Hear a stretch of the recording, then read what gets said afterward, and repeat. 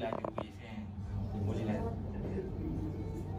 Sampailah kita orang ni kat rumah ni ya. Sampailah kita ya.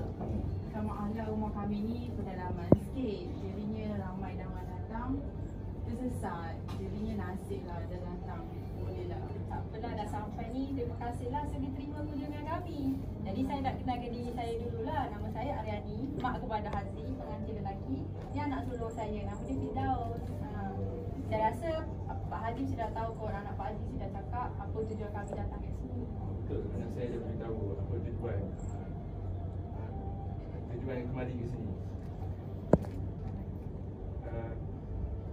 Saya kenalkan diri saya dulu. Nama saya Faris. Ni isteri saya Masturah. Saya Masturah. Salam. Salam.